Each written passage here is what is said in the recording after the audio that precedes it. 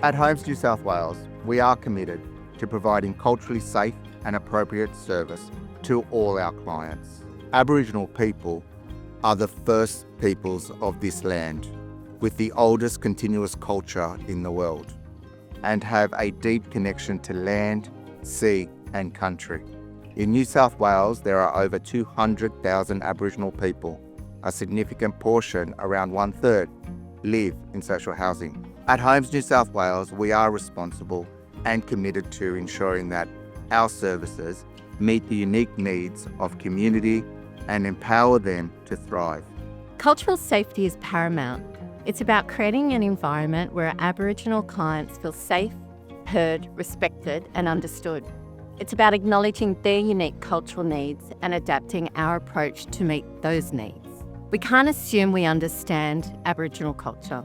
This is why we must actively listen, learn and approach every interaction with humility and respect. We also need to acknowledge the painful history of government policies and practices that have negatively impacted Aboriginal people and communities. Forced removal of Aboriginal children, which resulted in the stolen generation, disposition of land, and loss of culture that led to the establishment of missions and reserves and discriminatory policies, have created deep wounds and mistrust that continue to affect generations. This history can shape how Aboriginal people interact with government agencies, including Homes New South Wales.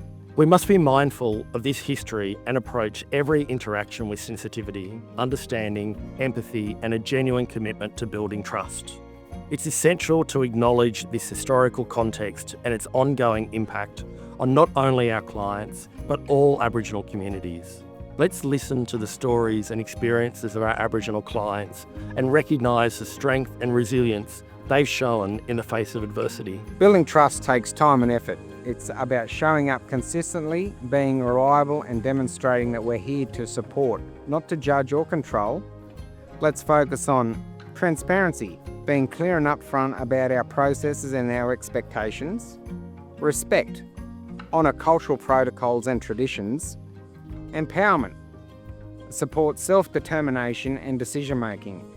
Collaboration, work with Aboriginal communities and organisations to provide the best possible services. Let's continue to challenge our own biases and assumptions. Just like everybody else, Aboriginal people can be house-proud, a little messy or even very messy.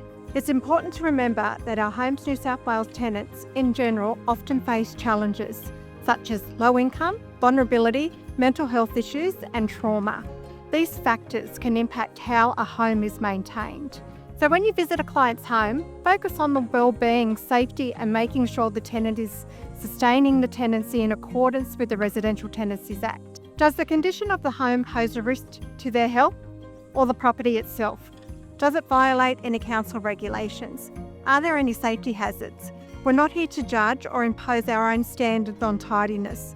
We're here to support our clients and ensure that they have a safe and habitable home. We also need to understand the importance of kinship in Aboriginal families. Family and community connections are often prioritised. This might mean you see extended families staying over, perhaps even sleeping on mattresses in the living room. It's a beautiful expression of kinship and support, and it's important we respect that. Also, a home may be a bit more lived in with extra people around. It's also crucial to recognise and respect cultural obligations and responsibilities. Be understanding and flexible when clients need to attend sorry business or participate in cultural events. These are deeply ingrained practices that are central to Aboriginal identity and well-being. Also, be mindful of communication styles. Some Aboriginal people may communicate indirectly or use violence as a way of showing respect or contemplation. Take the time to listen actively and observe non-verbal cues. Finally, let's adopt a trauma-informed approach in all our interactions. Understand that historical and ongoing trauma can impact how people interact with us. Be patient, build trust slowly, and create a safe space for clients to share their experiences at their own pace. A few practical ways to build rapport include taking the time to engage in casual conversation and show genuine interest in our Aboriginal clients. Actively listen and acknowledge our clients' experiences. Demonstrate respect for our clients' cultural identity and traditions. And also be mindful of communication styles. Sometimes less is more, and silence can be a powerful form of communication. Partnering with Aboriginal community organisation is key. Supporting Aboriginal clients effectively requires a collective effort from all of us.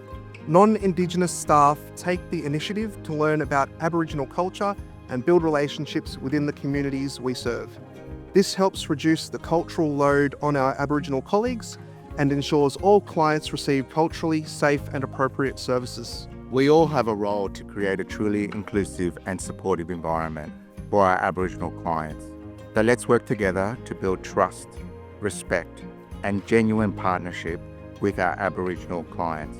By embracing cultural understanding and sensitivity, we can ensure that every interaction is positive and empowering.